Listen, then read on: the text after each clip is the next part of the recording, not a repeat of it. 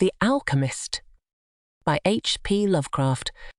High up, crowning the grassy summit of a swelling mound whose sides are wooded near the base with the gnarled trees of the primeval forest, stands the old chateau of my ancestors. For centuries its lofty battlements have frowned down upon the wild and rugged countryside about, serving as a home and stronghold for the proud house whose honoured line is older even than the moss-grown castle walls. These ancient turrets, stained by the storms of generations and crumbling under the slow yet mighty pressure of time, formed in the ages of feudalism one of the most dreaded and formidable fortresses in all France. From its machicolated parapets and mounted battlements, barons, counts, and even kings had been defied, yet never had its spacious halls resounded to the footsteps of the invader. But since those glorious years all is changed, a poverty but little above the level of dire want, together with a pride of name that forbids its alleviation by the pursuits of commercial life, have prevented the scions of our line from maintaining their estates in pristine splendour.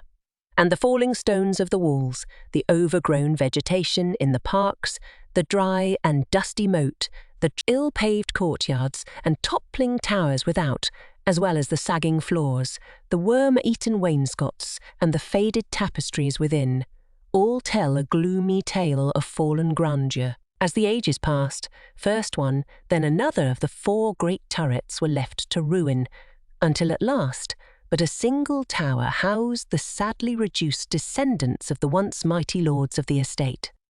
It was in one of the vast and gloomy chambers of this remaining tower that I, Antoine, last of the unhappy and accursed Comtesse de C, first saw the light of day 90 long years ago. Within these walls, and amongst the dark and shadowy forests, the wild ravines and grottos of the hillside below, were spent the first years of my troubled life. My parents I never knew. My father had been killed at the age of 32, a month before I was born, by the fall of a stone somehow dislodged from one of the deserted parapets of the castle.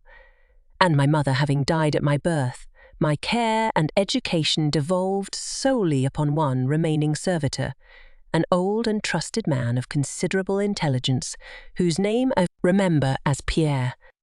I was an only child, and the lack of companionship which this fact entailed upon me was augmented by the strange care exercised by my aged guardian in excluding me from the society of the peasant children whose abodes were scattered here and there upon the plains that surround the base of the hill. At the time, Pierre said that this restriction was imposed upon me because my noble birth placed me above association with such plebeian company. Now, I know that its real object was to keep from my ears the idle tales of the dread curse upon our line, that were nightly told and magnified by the simple tenantry as they conversed in hushed accents in the glow of their cottage hearths.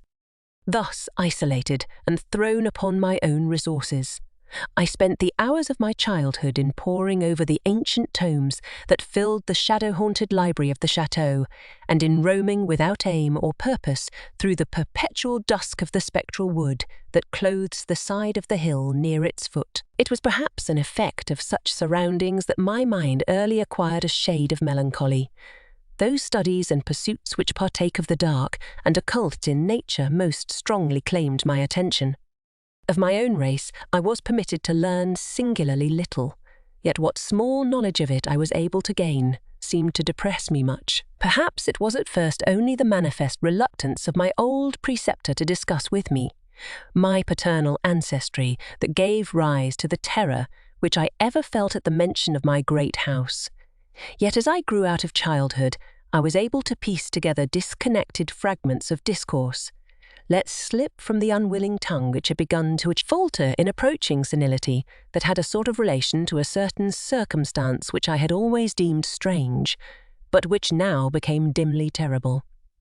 The circumstance to which I allude is the early age at which all the comtes of my line had met their end. Whilst I had hitherto considered this but a natural attribute of a family of short-lived men, I afterward pondered long upon these premature deaths, and began to connect them with the wanderings of the old man, who often spoke of a curse which for centuries had prevented the lives of the holders of my title from much exceeding the span of 32 years. Upon my 21st birthday, the aged Pierre gave to me a family document which he said had for many generations been handed down from father to son and continued by each possessor.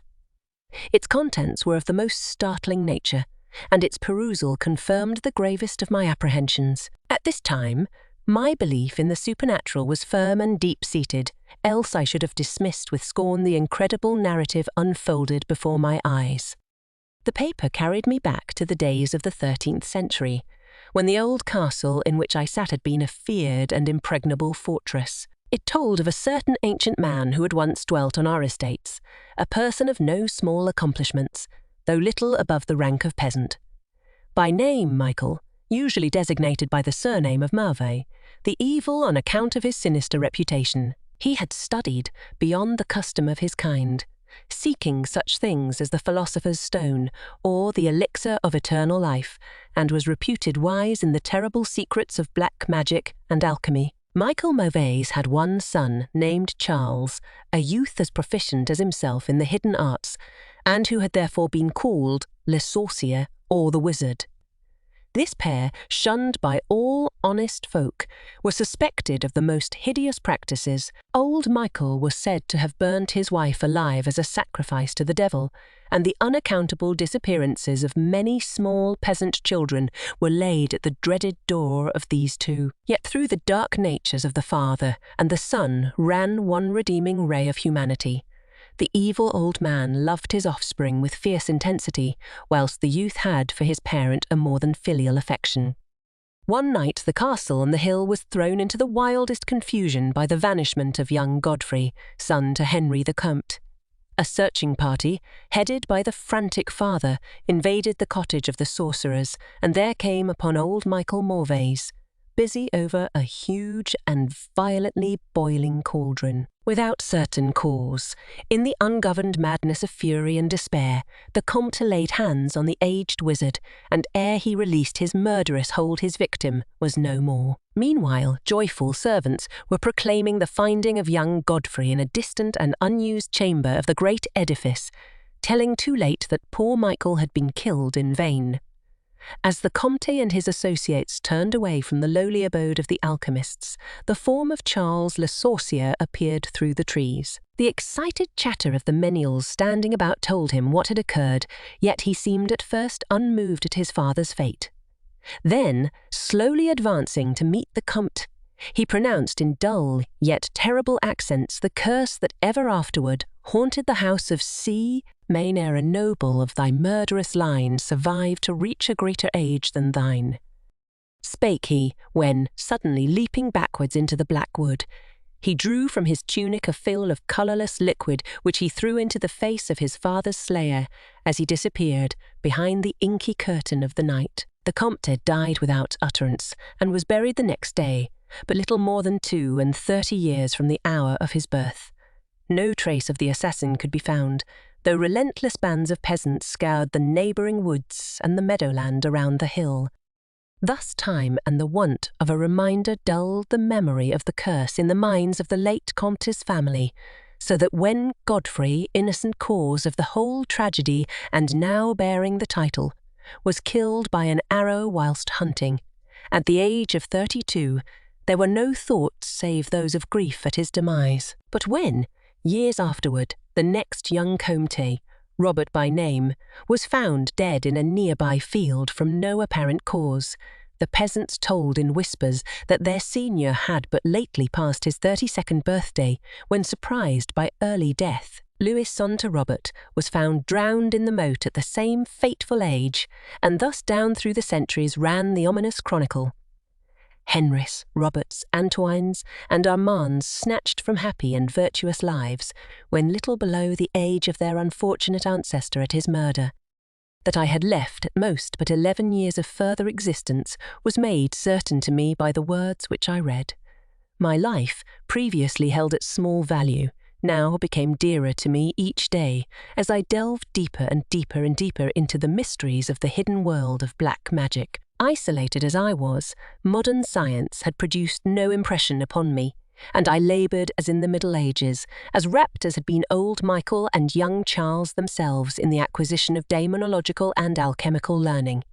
Yet read as I might, in no manner could I account for the strange curse upon my line. In unusually rational moments, I would even go so far as to seek a natural explanation, attributing the early deaths of my ancestors to the sinister Charles Le Sorcier and his heirs. Yet having found upon careful inquiry that there were no known descendants of the alchemist, I would fall back to occult studies and once more endeavour to find a spell that would release my house from its terrible burden. Upon one thing I was absolutely resolved. I should never wed, for since no other branches of my family were in existence, I might thus end the curse with myself. As I drew near the age of 30, old Pierre was called to the land beyond. Alone I buried him beneath the stones of the courtyard about which he had loved to wander in life. Thus was I left to ponder on myself as the only human creature within the great fortress. And in my utter solitude my mind began to cease its vain protest against the impending doom, to become almost reconciled to the fate which so many of my ancestors had met. Much of my time was now occupied in the exploration of the ruined and abandoned halls and towers of the old chateau, which in youth fear had caused me to shun, and some of which, old Pierre had once told me, had not been trodden by human foot for over 4 centuries. Strange and awesome were many of the objects I encountered. Furniture, covered by the dust of ages and crumbling with the rot of long dampness, met my eyes. Cobwebs in a profusion never before seen by me were spun everywhere, and huge bats flapped their bony and uncanny wings on all sides of the otherwise untenanted gloom. Of my exact age, even down to days and hours, I kept a most careful record, for each movement of the pendulum of the massive clock in the library told off so much more of my doomed existence. At length I approached that time which I had so long viewed with apprehension. Since most of my ancestors had been seized some little while before they reached the exact age of come to Henrietta's end, I was every moment on the watch for the coming of the unknown death. In what strange form the curse should overtake me, I knew not, but I was resolved, at least, that it should not find me a cowardly or a passive victim. With new vigour, I applied myself to my examination of the old chateau and its contents. It was upon one of the longest of all my excursions of discovery in the deserted portion of the castle, less than a week before that fatal hour, which I felt must mark the utmost limit of my stay on earth, beyond which I could have not even the slightest hope of continuing to draw breath. That I came upon the culminating event of my whole life. I had spent the better part of the morning in climbing up and down half-ruined staircases in one of the most dilapidated of the ancient turrets. As the afternoon progressed, I sought the lower levels, descending into what appeared to be either a medieval place of confinement or a more recently excavated storehouse for gunpowder. As I slowly traversed the nitre-encrusted passageway at the foot of the last staircase, the paving became very damp, and soon I saw by the light of my flickering torch that a blank, water-stained wall impeded my journey. Turning to retrace my steps, my eye fell upon a small trapdoor with a ring, which lay directly beneath my feet. Pausing, I succeeded with difficulty in raising it, whereupon there was revealed a black aperture, exhaling noxious fumes which caused my torch to sputter, and disclosing in the unsteady glare the top of a flight of stone steps. As soon as the torch, which I lowered into the repellent depths, burned freely and steadily, I commenced my descent. The steps were many, and led to a narrow stone-flagged passage which I knew must be far underground. The passage proved of great length, and terminated in a massive oaken door, dripping with the moisture of the place, and stoutly resisting all my attempts to open it, ceasing after a time my efforts in this direction. I had proceeded back some distance toward the steps when there suddenly fell to my experience one of the most profound and maddening shocks capable of reception by the human mind. Without warning, I heard the heavy door behind me creak slowly open upon its rusted hinges. My immediate sensations are incapable of analysis. To be confronted in a place as thoroughly deserted as I had deemed the old castle with evidence of the presence of man or spirit, produced in my brain a horror of the most acute description. When at last I turned and faced the seat of the sound, my eyes must have started from their orbits at the sight that they beheld. There, in the ancient Gothic doorway, stood a human figure. It was that of a man clad in a skull cap and long medieval tunic of dark colour. His long hair and flowing beard were of a terrible and intense black hue and of incredible profusion. His forehead high beyond the usual dimensions. His cheeks deep sunken and heavily lined with wrinkles. And his hands, long, claw-like, and gnarled, were of such a deathly, marble-like whiteness as I have never elsewhere seen in man. His figure, lean to the proportions of a skeleton, was strangely bent and almost lost within the voluminous folds of his peculiar garment. But strangest of all were his eyes. Twin caves of abysmal blackness, profound in expression of understanding, yet inhuman in degree of wickedness. These were now fixed upon me, piercing my soul with their hatred and rooting me to the spot wherein I stood. At last the figure spoke in a rumbling voice that chilled me through with its dull hollowness and latent malevolence. The language in which the discourse was clothed was that debased form of Latin, in use amongst the more learned men of the Middle Ages, and made familiar to me by my prolonged researches into the works of the old alchemists and demonologists. The apparition spoke of the curse which had hovered over my house, told me of my coming end, dwelt on the wrong perpetrated by my ancestor against old Michael Mavoy, and gloated over the revenge of Charles Le Sorcier. He told how the young Charles had escaped into the night, returning in after years to kill Godfrey the heir with an arrow just as he approached the age which had been his father's at his assassination. How he had secretly returned to the estate and established himself, unknown, in the even then deserted subterranean chamber, whose doorway now framed the hideous narrator. How he had seized Robert, son of Godfrey, in a field, forced poison down his throat, and left him to die at the age of 32 thus, maintaining the foul provisions of his vengeful curse. At this point I was left to imagine the solution of the greatest mystery of all, how the curse had been fulfilled since that time when Charles Le Sorcier must in the course of nature have died. For the man digressed into an account of the deep alchemical studies of the two wizards, father and son, speaking most particularly of the researches of Charles Le Sorcier concerning the elixir which should grant to him who partook of it eternal life and youth. His enthusiasm had seemed for the moment to remove from his terrible eyes the hatred that had at first so haunted them, but suddenly the fiendish glare returned, and with a shocking sound like the hissing of a serpent, the stranger raised a glass phial, with the evident intent of ending my life as had Charles Le Sorcier 600 years before. Yes, ended that of my ancestor, prompted by some preserving instinct of self-defence.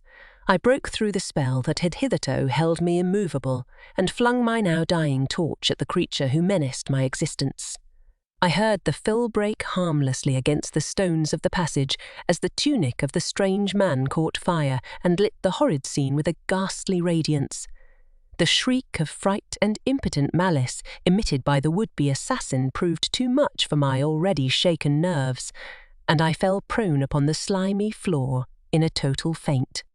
When at last my senses returned, all was frightfully dark, and my mind, remembering what had occurred, shrank from the idea of beholding more, yet curiosity overmastered all. Who, I asked myself, was this man of evil, and how came he within the castle walls? Why should he seek to avenge the death of poor Michael Marvez?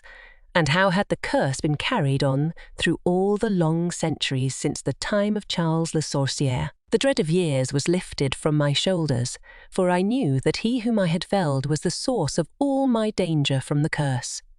And now that I was free, I burned with the desire to learn more of the sinister thing which had haunted my line for centuries and made of my own youth one long-continued nightmare. Determined upon further exploration, I felt in my pockets for flint and steel and lit the unused torch which I had with me. First of all, the new light revealed the distorted and blackened form of the mysterious stranger. The hideous eyes were now closed. Disliking the sight, I turned away and entered the chamber beyond the Gothic door. Here I found what seemed much like an alchemist's laboratory. In one corner was an immense pile of a shining yellow metal that sparkled gorgeously in the light of the torch. It may have been gold, but I did not pause to examine it, for I was strangely affected by that which I had undergone. At the farther end of the apartment was an opening leading out into one of the many wild ravines of the dark hillside forest. Filled with wonder, yet now realizing how the man had obtained access to the chateau, I proceeded to return. I had intended to pass by the remains of the stranger with averted face, but as I approached the body, I seemed to hear emanating from it a faint sound, as though life were not yet wholly extinct. Aghast, I turned to examine the charred and shriveled figure on the floor. Then all at once the horrible eyes, blacker even than the seared face in which they were set, opened wide with an expression which I was unable to interpret. The cracked lips tried to frame words which I could not well understand. Once I caught the name of Charles Le Sorcier, and again I fancied that the words years and curse proceeded from the twisted mouth. Still, I was at a loss to gather the purport of his disconnected speech.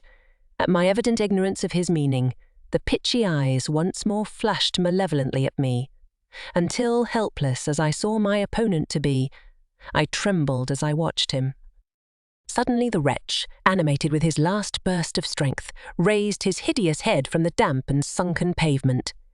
Then, as I remained, paralyzed with fear, he found his voice and in his dying breath screamed forth those words which have ever afterward haunted my days and my nights. "Fool," he shrieked, "can you not guess my secret? Have you no brain whereby you may recognize the will which has through 6 long centuries fulfilled the dreadful curse upon your house? Have I not told you of the great elixir of eternal life? Know you not how the secret of alchemy was solved? I tell you it is I that have lived for 600 years to maintain my revenge, for I am Charles Le Sorcier,